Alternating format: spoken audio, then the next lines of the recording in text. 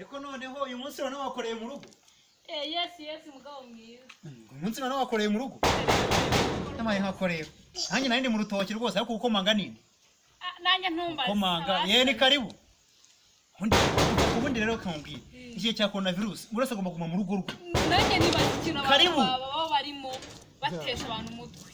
Ese niko rwaje kabe. Ibi murabibara? Ese ko mbona uri kuza. Umva mbara winyegera. Ni metero rwose. Winyegera. Abo se harimo metero. Ariko metero moda. Umva. Mbabarira winyegera. None se umeze ute? Meze neza. Uje kubarikiza? Se nta nubwo muzimanira abashyitsi. Ndakubaza ikikugenza ngo mbona abaguma Kingenze kuzimana. nta kindi ndaje ngo mungire inama kuri coronavirus. Kuko ndabona abayobozi narinje rwose madamu. Umva rero twumvikane. Bongeraho ibyumweru 2. Buri muntu wese agomba kuguma mu rugo rwe mpaka ibyumweru 2 bishize. Njyewe ndabimaze birashize. Wigeze wumva uyu munsi bongereyeho ibyumweru 2.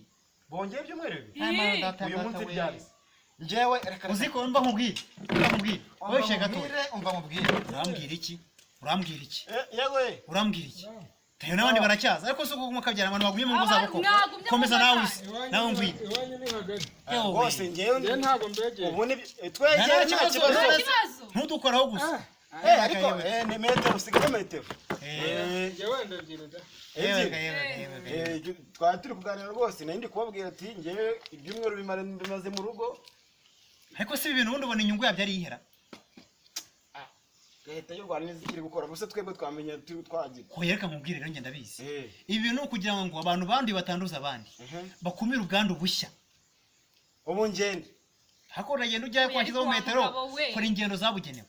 Ingendo zifite gahunda. Metero z'ubuzirimo ra. Ibya metero sipe turimo. Ego, cyane ko bishitani mu izina